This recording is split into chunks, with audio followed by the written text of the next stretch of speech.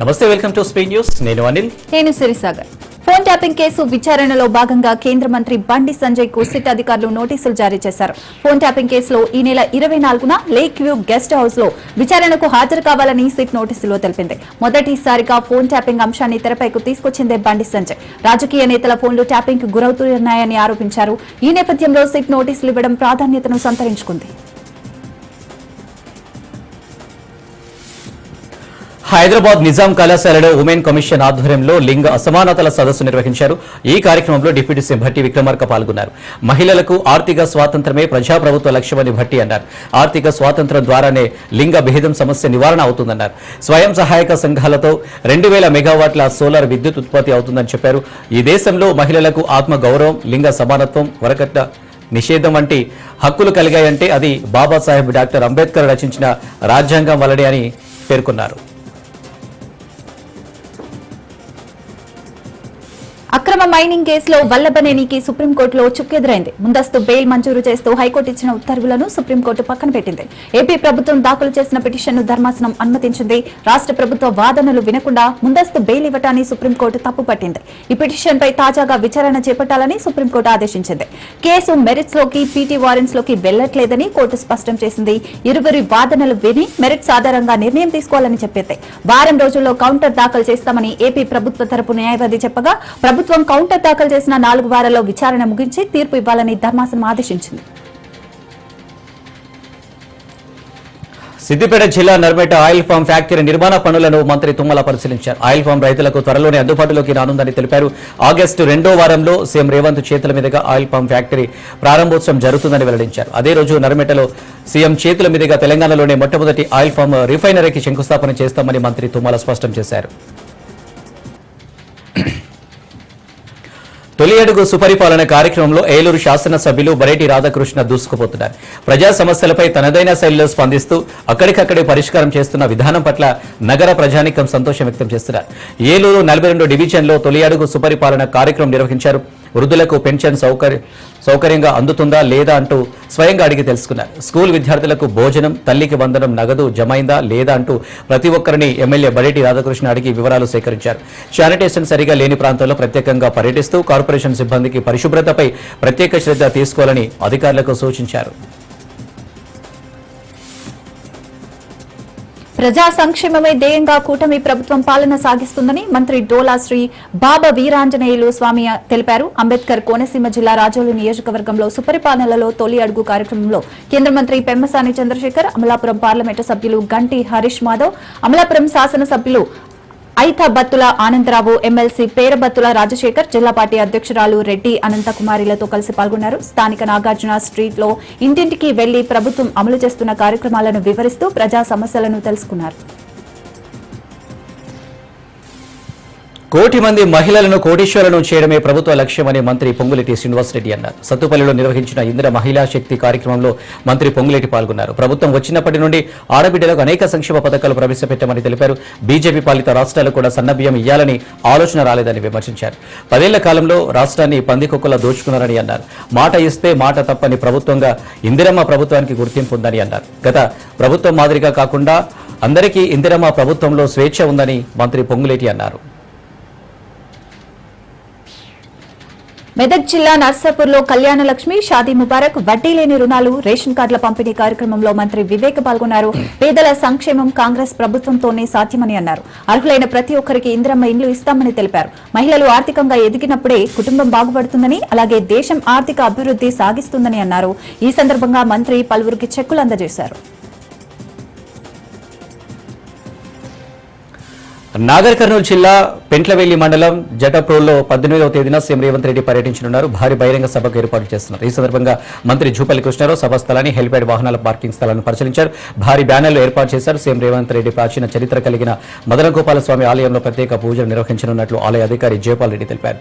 200 కోట్ల రూపాయలతో integrated school శంకుస్థాపన, పేదలకు అందించే కొత్త రేషన్ కార్డులు, మహిళలకు వడ్డీ లేని రుణాలు వంటి కార్యక్రమాలు ఉంటాయని మంత్రి జూపల్లి కృష్ణారావు తెలిపారు.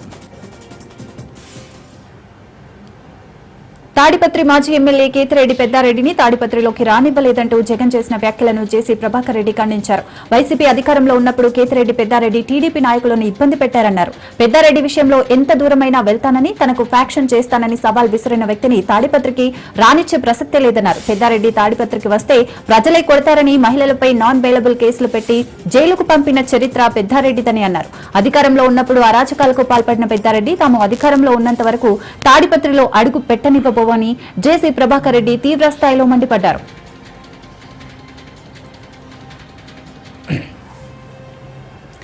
మెదక్ ఎంపీ రఘునందన్ రావు ఘాటు వ్యాఖ్యలు చేశారు. అంబేద్కర్ రాసిన రాజ్యాంగానికి వ్యతిరేకంగా బీసీ బిల్లులో ఓ మతాన్ని కలిపి అసెంబ్లీ తీర్మానం చేస్తే అదేలా చెల్లుతుందని రఘునందన్ రావు ఫైర్ అయ్యారు. మీకు చిత్తశుద్ధి ఉంటే బీసీల కోసమే 42% తీర్మానం చేసి పంపండి, మేము కూడా మద్దతు పలుకుతామన్నారు. ఎన్నికల్లో లబ్ధి కోసమే కాంగ్రెస్ బీసీ ఎజెండా తీసుకుందన్నారు. మీకు చిత్తశుద్ధి ఉంటే మంత్రివర్గంలో సగం బీసీ ఎమ్మెల్యేలను మంత్రులుగా చేయండి అన్నారు. అసెంబ్లీలో బిల్లు పెట్టామని గప్పాలు వద్దు అన్నారు.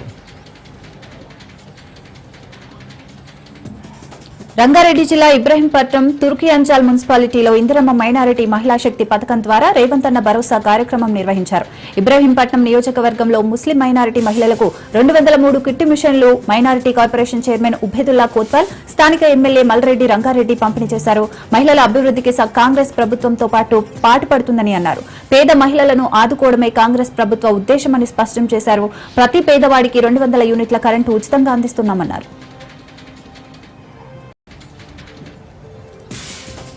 చిత్తూరు జిల్లా పూతలపట్టు నియోజకవర్గం తవనంపల్లి మండలం ఎగువ తడకర పంచాయతీలో సుపరిపాలనలో తొలి అడుగు కార్యక్రమాన్ని ఘనంగా నిర్వహించారు. ఈ కార్యక్రమంలో ఎమ్మెల్యే మురళీమోహన్ పాల్గొని ఎన్టీఆర్ కి నివాళులర్పించి పార్టీ జెండాను ఆవిష్కరించారు. తానే స్వయంగా ఇంటింటికి వెళ్లి ప్రజల అభిప్రాయాలను అడిగి తెలుసుకున్నారు. ప్రభుత్వం అమలు చేస్తున్న అభివృద్ధి సంక్షేమ కార్యక్రమాలపై ప్రజలు ఎలా స్పందిస్తున్నారో స్వయంగా సమీక్షించారు.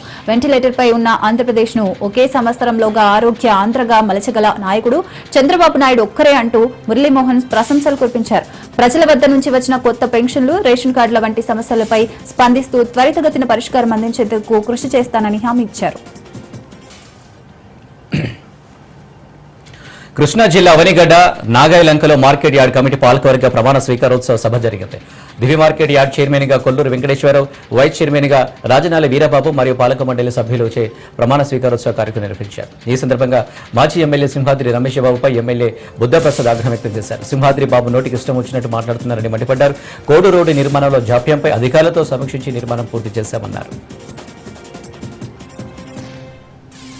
వనపర్తి జిల్లా కేంద్ర గ్రంథాలయంలో నూతనంగా అందుబాటులోకి తెచ్చిన డిజిటల్ లైబ్రరీ విభాగాన్ని నాగర్ కర్నూలు పార్లమెంటు సభ్యులు మల్లు రవి, స్థానిక ఎమ్మెల్యే తుడి మేఘారెడ్డి, జిల్లా కలెక్టర్ ఆదర్శ్ సురభి లాంఛనంగా ప్రారంభించారు. పోటీ పరీక్షలకు సన్నద్దమవుతున్న విద్యార్థులు, నిరుద్యోగ యువత కోసం ఇంటర్నెట్ సేవలతో కూడిన డిజిటల్ లైబ్రరీ నిర్వహించడం జరిగిందని ఎంపీ మల్లు రవి తెలిపారు. పోటీ పరీక్షలు, వివిధ ఉద్యోగ నియామకాలకు సంబంధించిన పరీక్షల మెటీరియల్ను ఆన్లైన్ ద్వారా సేకరించేందుకు డిజిటల్ లైబ్రరీ ఉపయోగపడుతుందన్నారు.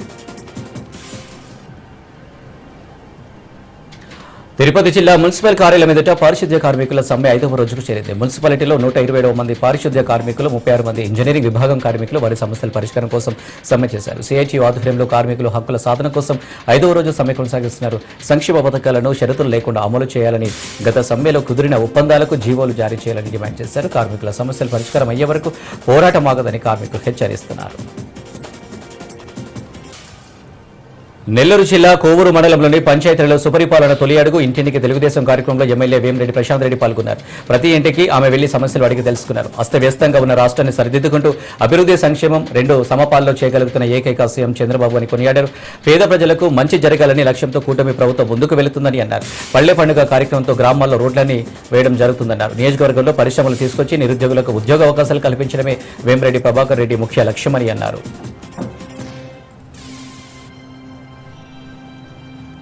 వైసీపీ అధినేత జగన్ వద్ద మెప్పు పొంది పదవులు సంపాదించుకోవడం కోసం సతీష్ రెడ్డి మంత్రి లోకేష్ ను తిడుతున్నారని ఎమ్మెల్యే రామ్ గోపాల్ రెడ్డి అన్నారు. కేవలం కూటమి ప్రభుత్వంతో కేసులు పెట్టించుకుని తర్వాత జగన్మోహన్ రెడ్డి దృష్టిలో నాయకుడిగా గుర్తింపు తెచ్చుకోవాలని కాంక్షతో ఉన్నారని విమర్శించారు. కానీ కూటమి ప్రభుత్వం సతీష్ రెడ్డిపైన కేసులు పెట్టడం జరగదని తెలిపారు. బీఆర్ఎస్ పాలనలో వేల ఫోన్లు ట్యాప్ చేసి ప్రజాస్వామ్యాన్ని కేసీఆర్ కూని చేశారని ఎమ్మెల్సీ తీన్మార్ మల్లన్న విమర్శించారు. మావోయిస్టు సానుభూతి పరులనే ఆరోపణలతో తమ ఫోన్లు ట్యాపింగ్ చేశారన్నారు. బీఆర్ఎస్ హయాంలో తన 2 ఫోన్లు ట్యాపింగ్ అయ్యాయని తెలిపారు. అప్పటి ప్రభుత్వ నిర్ణయాలకు వ్యతిరేకంగా ప్రజల అభిష్టానానికి మద్దతుగా పోరాడుతున్నారని తన ఫోన్ ట్యాప్ చేశారని అన్నారు. తనతో పాటు తన అనుచరుల ఫోన్లు కూడా ట్యాప్ చేశారని, తన కదలికలు తెలుసుకోవడానికి ట్యాపింగ్ పాల్పడారని ఆగ్రహం వ్యక్తం చేశారు. ప్రజల ఫోన్లు ట్యాప్ చేయాల్సిన అవసరం అప్పటి ప్రభుత్వానికి ఏమి వచ్చిందని ప్రశ్నించారు. ఫోన్ ట్యాపింగ్ తీవ్రమైన నేరమని, ట్యాపింగ్ కి పాల్పడిన వారందరినీ కఠినంగా శిక్షించాలని డిమాండ్ చేశారు.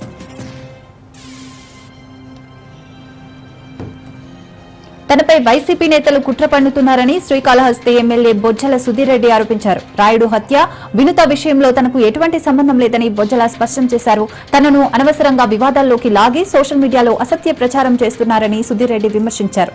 దేవుడి దర్శనానికి వచ్చిన తాను సత్యపూర్వకంగా ప్రమాణం చేస్తున్నట్లు బొజ్జల తెలిపారు. కర్నూలు జిల్లా అస్పరిలో ఎమ్మెల్యే వీరూపాక్షి నిరసన కార్యక్రమం నిర్వహించారు. తాగునీటి సమస్యలను వెంటనే పరిష్కరించాలని ఖాళీ బిందెలతో నిరసన తెలిపారు. 20 రోజులు అయినా కూడా తాగునీళ్లు రావడం లేదని ఆగ్రహం వ్యక్తం చేశారు. సీఎం డౌన్ డౌన్ అంటూ ప్రజలతో కలిసి నినాదాలు చేశారు. ఎన్నిసార్లు మొరపెట్టుకున్న అధికారులు పట్టించుకోవడం లేదని ఆగ్రహం వ్యక్తం చేశారు. వెంటనే తాగునీటి సమస్య తీర్చకపోతే భారీ ఎత్తున ఆందోళన చేస్తామని హెచ్చరించారు. చిత్తూరు జిల్లా కుప్పం ఎన్టీఆర్ స్టేడియంలో అభివృద్ధి పనులను MLC Kancharla Srikanth, RTC vice chairman Muniratnam భూమి పూజ చేశారు. 22 కోట్లతో స్టేడియంలో అభివృద్ధి పనులు చేశారు. ఈ సందర్భంగా స్టేడియాన్ని అన్ని హంగులతో నిర్మిస్తామని ఎమ్మెల్సీ శ్రీకాంత్ అన్నారు. కుప్పం నియోజకవర్గాన్ని ఆదర్శ నియోజకవర్గంగా తీర్చిదిద్దడమే సీఎం లక్ష్యమని స్పష్టం చేశారు. ఇక 2 రాష్ట్రాల సమస్యలపై బహిరంగంగా 2 రాష్ట్రాల సీఎంలు మాట్లాడారని సాట్ చైర్మన్ శివసేన రెడ్డి అన్నారు. ఇందులో దాపరికం ఏముందని ప్రశ్నించారు. బీఆర్ఎస్ కు తెలంగాణ గురించి మాట్లాడే హక్కు లేదని పేర్కొన్నారు. తెలంగాణ నీటిని ఏపీకి దోచిపెట్టిందే బీఆర్ఎస్ ప్రభుత్వమని విమర్శించారు. పార్టీ పేరులో తెలంగాణను తొలగించిన చరిత్ర బీఆర్ఎస్ దని ఆగ్రహం వ్యక్తం చేశారు. బీఆర్ఎస్ పార్టీది గడిల పాలన, కాంగ్రెస్ ది ప్రజాపాలన అని చెప్పుకొచ్చారు. ఫారెస్ట్ అనుమతులు లేకుండా అక్రమంగా రోడ్డును నిర్మించారని నర్సీపట్నం మాజీ ఎమ్మెల్యే పెట్ల ఉమాశంకర్ గణేష్ ఆరోపించారు. మాకవరపాలెం మండలం ఎర్రకన్నపాలెం నుంచి యలమంచలి రోడ్డును ఆయన పరిశీలించారు. ఈ రోడ్డు నిర్మాణం వల్ల ఉపయోగం ఉన్నప్పటికీ ఫారెస్ట్ అనుమతులు లేకుండా రోడ్డు వేస్తున్నారని దుయ్యబట్టారు. రోడ్డు నిర్మాణం వల్ల ఎంతో ఉపయోగం ఉందని, అయితే ఇక్కడ రైతుల అభిప్రాయాలు, సలహాలు తీసుకుని రోడ్డు వేయాలని సూచించారు. రాత్రికి రాత్రే రోడ్డు వేయడం ఎంతవరకు సమంజసమని ప్రశ్నించారు. కడప జిల్లా చిక్రాయపేట మండలంలో పాపజ్ఞ నదీ తీర ప్రాంతాలు ఆక్రమణకు గురవుతున్నాయని కాంగ్రెస్ పార్టీ పులివెందుల నియోజకవర్గ ఇన్ఛార్జి ధ్రువకుమార్ రెడ్డి ఆరోపించారు. ఈ నేపథ్యంలో చిక్రాయపేట తహసీల్దార్ విజయలక్ష్మిని కలిసి ఆక్రమణకు గురైన పాపజ్ఞ నదిని కాపాడాలని వినతి పత్రం అందించారు. పాపజ్ఞ నది తీర ప్రాంతంలో కొందరు వ్యక్తులు అక్రమంగా పంటలు సాగు చేయడం వంటి చర్యలకు పాల్పడుతున్నట్లు ఆయన చెప్పుకొచ్చారు.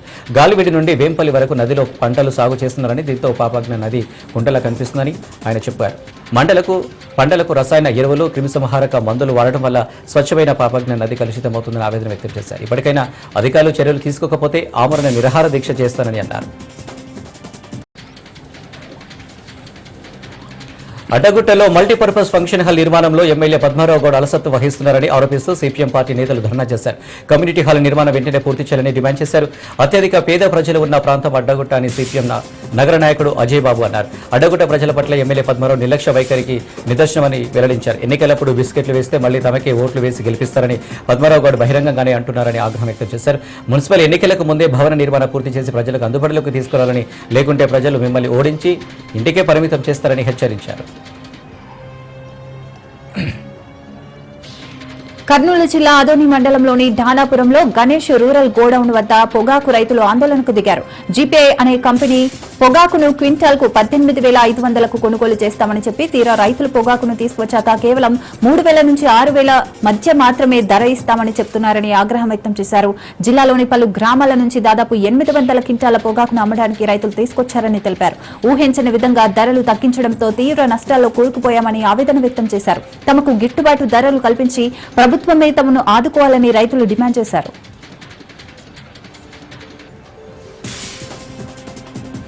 తిరుపతి నగరిలో ఇసుక అక్రమాల గుట్టురట్టు అయింది. 3 రోజుల క్రితం చెన్నైకి అక్రమంగా ఇసుక తరలిస్తున్న 7 టిప్పర్ లారీని పోలీసులు సీజ్ చేశారు. అలాగే చెన్నైకి చెందిన టీడీపీ కార్యకర్త భరత్ అనే వ్యక్తి సహా 7గురిని పోలీసులు అరెస్టు చేశారు. భరత్ ఇచ్చిన సమాచారం మేరకు నగరి వైసీపీ 11వ వార్డు కౌన్సిలర్ బిలాల్, 14వ వార్డుకు చెందిన బీడి భాస్కర్లను అరెస్టు చేశారు. ఈ 2 కౌన్సిలర్లు గత 5 ఏళ్లుగా చెన్నైకి ఇసుక అక్రమ రవాణా చేస్తున్నట్లు గుర్తించారు. వారిని రిమాండ్కు తరలించారు. నల్గొండ జిల్లా ప్రభుత్వ ఆసుపత్రిలో ప్రార్థనలు కలకలం రేపాయి. కేంద్ర ప్రభుత్వ ఆసుపత్రిలో వచ్చిన రోగులను ఆసరగా చేసుకుని పాస్టర్స్ మాస్టర్ ప్లాన్ కు పూనుకున్నారు. ప్రార్థన చేస్తే రోగాలు నయమవుతాయని నమ్మించి ఓ గుంపుగా వచ్చి ఆసుపత్రిలో ప్రార్థనలు చేశారు. గమనించిన ఆసుపత్రి సిబ్బంది అడిగితే రోగులు మా వాళ్లే అంటూ సమాధానం ఇచ్చారు. ఈ ఘటనపై పలువురు పేషెంట్స్ ఆగ్రహం వ్యక్తం చేస్తున్నారు.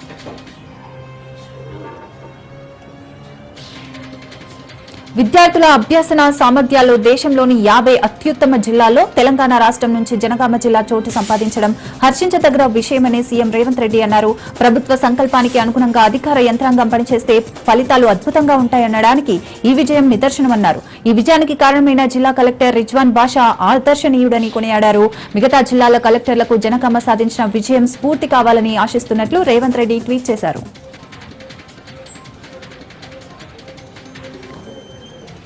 వికారాబాద్ జిల్లా పరిగి పరిసర ప్రాంతాల్లో మట్టి మాఫియా రెచ్చిపోతుంది. రాత్రి 10 దాటిందంటే 3 జేసీబీలు 6 టిప్పర్లుగా దందా సాగుతుంది. తాజాగా పరిగి మండలం జీడిగడ్డ తాండా సమీపంలోని చింతల్ చెరువులో అర్ధరాత్రి కొందరు పరిగికి చెందిన మట్టి వ్యాపారస్తులు అక్రమంగా మట్టి తవ్వకాలు జరిపారు.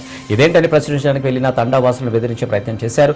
అనుమతులున్నాయని చెబుతూనే అర్ధరాత్రి అక్రమంగా మట్టి తవ్వకాలు రవాణా ఎందుకు చేస్తున్నారని తండావాసులు ప్రశ్నించారు. ఇలాగే వదిలేస్తే మరికొన్ని రోజుల్లో తమ పొలాలు కూడా ఆక్రమిస్తారని తండావాసులు ఆవేదన వ్యక్తం చేశారు. చెరువులే కాకుండా పరిగి చుట్టుపక్కల ఉన్న కొండలను అనుమతులు లేకుండా తవ్వి కొండలను మట్టు మాయం చేస్తున్నారని మట్టి మాఫియా ఇప్పటికైనా అధికారులు వారిపై చర్యలు తీసుకోవాలని కోరారు స్థానికులు. బాపట్ల జిల్లా చీరాల మున్సిపాలిటీలో అవిశ్వాసం అనంతరం ఉత్కంఠభరితంగా సాగిన చైర్మన్ ఎన్నికలో మించాల సాంబశివరావును నూతన చైర్మన్ గా కౌన్సిలర్లందరూ ఏకగ్రీవంగా ఎన్నుకున్నారు. తర్వాత ఎమ్మెల్యే కొండయ్య ఆధ్వర్యంలో జరిగిన వైస్ చైర్మన్ ఎంపిక ప్రక్రియలో 18వ వార్డు కౌన్సిలర్ పొత్తూరి సుబ్బయ్యను కౌన్సిలర్లందరూ ఏకగ్రీవంగా ఎన్నుకున్నారు. దీంతో చైర్మన్ అవుదామని అనుకున్న సుబ్బయ్యను వైస్ చైర్మన్ పదవి వారించింది. మరో వైస్ చైర్మన్ ను సామాజిక వర్గాల వారీగా త్వరలో ఎన్నుకోవడం జరుగుతుందని ఎమ్మెల్యే కొండయ్య తెలిపారు. అందరూ కలిసి చీరాల మున్సిపాలిటీ అభివృద్ధి కోసం పనిచేయాలని ఎమ్మెల్యే కొండయ్య హితవు పలికారు. జనగామ ఆర్టీసీ డిపో ఎదుట ఎస్ఎఫ్ఐ ఆధ్వర్యంలో ధర్నా నిర్వహించారు. చదువుకున్న విద్యార్థులకు గ్రామాలలో బస్సు సౌకర్యం లేక నానా ఇబ్బందులు ఎదుర్కొంటున్నారని ఎస్ఎఫ్ఐ రాష్ట్ర కార్యదర్శి మమత తెలిపారు. విధులకు సరైన సమయానికి హాజరు కాలేక అనేక ఇబ్బందులు పడుతున్నారని తెలిపారు. ప్రభుత్వం పట్టించుకోకుండా వ్యవహరిస్తుందని తక్షణమే విద్యార్థులకు బస్సు సౌకర్యం, ప్రతి విద్యార్థికి ఫ్రీ బస్ పాస్ కల్పించాలని డిమాండ్ చేశారు. సూర్యాపేట జిల్లా నడిగూడెం కస్తూర్బా గాంధీ పాఠశాలను విద్యార్థులు వీడుతున్నారు. ఓ 10th క్లాస్ విద్యార్థిని ఆత్మహత్య చేసుకోవడంతో విద్యార్థులు భయాందోళనకు గురవుతున్నారు. దీంతో పాఠశాల తరగతులు లేకున్నా సరేనంటూ స్కూల్ ని వీడి ఇంటికి వెళ్తున్నారు. దీంతో స్కూల్ వద్దకు చేరుకున్న తల్లిదండ్రులు విద్యార్థులను వారి వారి ఇళ్లకు తీసుకెళ్తున్నారు. భద్రాద్రి కొత్తగూడెం జిల్లా పురుషోత్తపట్నం గ్రామంలో అనాథాశ్రమ పీఠాధిపతులు శ్రీ వాసానంద సరస్వతి స్వామిజీ వారి బృందానికి పర్యటించారు. శ్రీ సీతారామ స్వామి గుడి వద్దకు చేరుకున్న వారికి ఆలయ అధికారులు పూర్ణ కుంభంతో స్వాగతం పలికారు. రామాలయ భూముల వివాదంపై గ్రామస్తులతో చర్చించారు.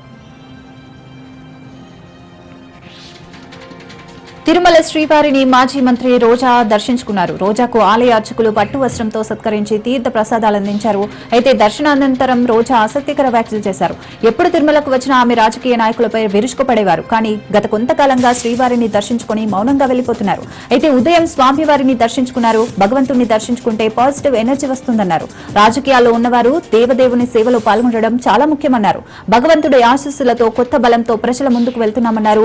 ఎన్నిసార్లు చూసినా తనివి తీరని స్వరూపం శ్రీ వెంకటేశ్వర స్వామి వారిదని రోజా అన్నారు. ప్రముఖ సినిమా నిర్మాత డివివి దానయ్య తిరుమల శ్రీ వెంకటేశ్వర స్వామిని దర్శించుకున్నారు. త్వరలో విడుదల కానున్న తన సినిమాలు విజయవంతం కావాలని భగవంతుని ఆశీస్సులు తీసుకున్నారని తెలిపారు. ఈ నెల 24న విడుదల కానున్న హరిహర వీరమల్లు, సెప్టెంబర్ 25న విడుదల కానున్న ఓజీ సినిమాలు భారీ విజయాన్ని సాధించాలని స్వామివారిని ప్రార్థించినట్లు తెలిపారు. AP deputy CM Pawan Kalyan హీరోగా తీస్తున్న ఈ సినిమాలు ప్రేక్షకులను ఆకట్టుకునే మంచి ప్రయాణాలు కలిగిన సినిమాలని చెప్పారు. ఏలూరు జిల్లా ప్రముఖ పుణ్యక్షేత్రమైన ద్వారకా తిరుమల చిన్న వెంకన్నకు హుండీల ద్వారా భారీ ఆదాయం సమకూరింది. గడిచిన 30 రోజుల కాలానికి గాను స్వామివారికి నగదు రూపంలో 2,82,00,000 అధిక ఆదాయం లభించింది. స్థానిక ప్రమోద కళ్యాణ మండపం ఆవరణలో హుండీల లెక్కింపు కార్యక్రమాన్ని నిర్వహించారు. అత్యంత భద్రతా ఏర్పాట్ల నడుమ జరిగిన ఈ లెక్కింపులో దేవాదాయ అధికారులు, సిబ్బంది పాల్గొన్నారు. ఈ హుండీల లెక్కింపులో స్వామివారికి 2,82,619 రూపాయల ఆదాయం సమకూరినట్లు ఆలయ ఈవో ఎన్వీఎస్ఎస్ మూర్తి తెలిపారు. అలాగే భక్తుల కానుకలు రూపేణా 202 గ్రాముల బంగారం, 5 కేజీల వెండి, అలాగే 446 గ్రాముల వెండి లభించినట్లు ఈవో మూర్తి వివరించారు. అలాగే విదేశీ కరెన్సీ సైతం అధికంగా లభించిందన్నారు. తెలంగాణ ఉద్యమకారుల జాయింట్ యాక్షన్ కమిటీ ఆధ్వర్యంలో ఖమ్మంలోని అంబేద్కర్ సెంటర్లో ఉద్యమకారులు ధర్నా నిర్వహించారు. ఉద్యమకారులకు గుర్తింపు కార్డులు జారీ చేయాలని డిమాండ్ చేశారు. అలాగే వారికి ప్రకటించిన 250 గజాల స్థలం 2500 పెన్షన్ వెంటనే విడుదల చేయాలని కోరారు. ధర్నాలో టీయూజేఏసీ రాష్ట్ర ప్రధాన కార్యదర్శి బత్తుల సోమయ్య, ఉద్యమకారులు పాల్గొన్నారు. అతగాడు ఒక దొంగలించిన మోటార్ బైక్ లోనే తిరుగుతాడు. ఒంటరి వృద్ధ మహిళలను మాత్రమే టార్గెట్ చేస్తారు. తాగడానికి మంచినీళ్ళిమ్మని అడుగుతాడు. అటు ఇటు చూసి మెడలో ఉన్న బంగారు గొలుసును లాక్కెళ్తాడు. ఇంతేకాదు ఇతడనొక గంజాయి స్మగ్లర్ కూడా. అలాంటి దొంగను కడప పోలీసులు అరెస్ట్ చేశారు. కటకడాల్లోకి పంపారు. కడప డీఎస్పీ వెంకటేశ్వర్లు ఈ దొంగ చేసిన ఘనకార్యాలను వెల్లడించారు. గంజాయి కేసులో రిమాండ్లో ఉన్న అతనిని కస్టడీకి తీసుకొచ్చి విచారించగా చైన్ స్నాచింగ్లకు పాల్పడినట్లు ఒప్పుకున్నాడని పోలీసులు తెలిపారు. అతని నుంచి సుమారు 19 లక్షల విలువ చేసే 152 గ్రాముల 6 బంగారు చైన్లు, ఒక బైక్ స్వాధీనం చేసుకున్నారు పోలీసులు. డబ్బును ఎరగ చూపి ఎలైట్ గివ్స్ డేటా సొల్యూషన్ సంస్థ భారీ స్థాయిలో దోపిడీకి పాల్పడిన సంఘటన అన్నమయ్య జిల్లా అంగులులో వెలుగు చూసింది. కదిరి రోడ్డులో కర్ణాటకకు చెందిన Vinod Kumar elite gives data solution సంస్థను ఏర్పాటు చేశారు. అతడు బెంగళూరులో ఉంటూ కార్యకలాపాలను సాగించేవాడు. అంగళ్లలో కొంతమందిని ఆ సంస్థలో చేర్చుకున్నాడు. స్థానికంగా ఉండే ఒక వ్యక్తి, ఆ వ్యక్తికి సమీప బంధువు ఆ కార్యకలాపాలను చూసుకునేవాడు. ఈ సంస్థలో ఒకసారి 3000 చెల్లించి మెంబర్షిప్ పొందాలి. దానికి ఆ సంస్థలో పనిచేసేవారు వారికి కొన్ని పేపర్లు ఇస్తారు. ఆ పేపర్లలో 10 నుంచి 30 వరకు అంకెలు రాస్తే ఒక్కో పేపర్ కు 50 రూపాయలు చెల్లిస్తామని నమ్మబలికారు. అలా ఆశ చూపి చుట్టుపక్కలకు చెందిన సుమారు 300 మందికి పైగా డిపాజిట్ చెల్లించి మెంబర్షిప్ పొందారు. కొద్ది రోజులుగా డబ్బులు చెల్లించకపోవడంతో తాము మోసపోయామని బాధితులు గ్రహించి పోలీసులకు ఫిర్యాదు చేశారు. కొమరంభీం ఆసిఫాబాద్ జిల్లా కెరమిరి మండలం రింగన్ ఘాటు ప్రమాదం తప్పింది. ఆసిఫాబాద్ ఆదిలాబాద్ కు మధ్య ఉన్న ప్రధాన రహదారిపై కలువట్లో ఆర్టీసీ బస్సు కూరుకుపోయింది. నిన్న కురిసిన వర్షానికి కలువట్లోకి భారీగా నీరు చేరి బురదమయంగా మారింది. దీంతో అటుగా వెళ్తున్న ఆర్టీసీ బస్సు బురదలో కూరుకుపోయింది. 3 గంటల పాటు వాహనాలు నిలిచిపోయాయి. అయితే గత కొన్ని రోజులుగా కలువట్టు మరమ్మతుల పనులు జరుగుతున్నాయని, అవి అసంపూర్తిగా ఉండడంతో ప్రయాణికులు నిత్యం ఇబ్బందులు ఎదుర్కొంటున్నారని స్థానికులు తెలిపారు. కాంట్రాక్టర్ వర్షాకాలం రాకపోతే పనులు పూర్తి చేయాలని డిమాండ్ చేస్తున్నారు.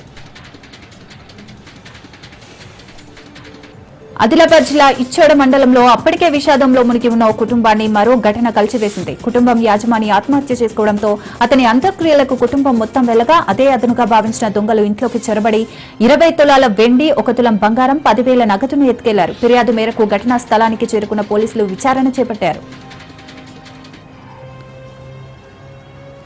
మహబూబాబాద్ జిల్లా డోర్నాకల్ మండలం చిలుగోడు గ్రామంలో తాళం వేసిన ఇళ్లలో వ్యవసాయ బావి మోటార్లు, వరుస దొంగతనాలతో గ్రామ ప్రజలు, రైతులు ఆందోళన చెందుతున్నారు.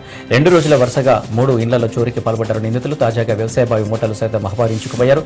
గ్రామంలో 3 చోరీకి పాల్పడ్డారు. ఇంకా గ్రామ సరిహద్దులో ఉన్న రాయల నారయ్య వ్యవసాయ బావి మోటారు, స్టార్టప్ పెట్టే కరెంటు వైరు దొంగలించారు. ఆదిలాబాద్ జిల్లా కేంద్రంలో నిరుద్యోగులకు ఓ ప్రైవేట్ సంస్థ కుచ్చుటోపు పెట్టింది. ఉద్యోగాలు ఇస్తామంటూ నిరుద్యోగులను నట్టేట ముంచింది. యూనిఫామ్లో వంకతో 20,000 చొప్పున 400 మంది నుంచి డిజిటల్ మైక్రో ఫైనాన్స్ సంస్థ వసూలు చేసింది. ఉద్యోగాలు ఇప్పిస్తామంటూ దగా చేసింది. దీంతో తమను సంస్థ మోసం చేసిందని బాధితులు ఆరోపిస్తున్నారు. తీరా చూస్తే 2 రోజుల నుండి ఆఫీస్ ఓపెన్ చేయకపోవడంతో బాధితులు కంగుతిన్నారు. తమకు న్యాయం చేయాలని బాధితులు డిమాండ్ చేస్తున్నారు. అగ్రరాజ్యం అమెరికాలోని అలస్కా సముద్ర తీరం భారీ భూకంపం కారణంగా వణికిపోయింది. భూకంప తీవ్రత రిక్టార్ స్కేల్ పై 7.3గా నమోదైనట్లు యుఎస్ జియాలజికల్ సర్వే గుర్తించింది. అలాగే సునామీ హెచ్చరికలు సైతం జారీ చేసింది. దీంతో అధికారులు అప్రమత్తమయ్యారు. 20 కిలోమీటర్ల దూరంలో భూకంప కేంద్రాన్ని గుర్తించారు. స్టాండ్ పాయింట్ సిటీకి 87 కిలోమీటర్ల దూరంలో దీని ఎపిసెంటర్ ఉన్నట్లు అధికారులు తెలిపారు. అయితే ఇప్పటి వరకు ఎలాంటి ప్రాణ, ఆస్తి నష్టానికి సంబంధించిన వివరాలు వెల్లడి కాలేదు. ముందస్తు జాగ్రత్తగా పౌరులు సురక్షిత ప్రాంతాల్లో తలదాచుకోవాలని అధికారులు సూచించారు.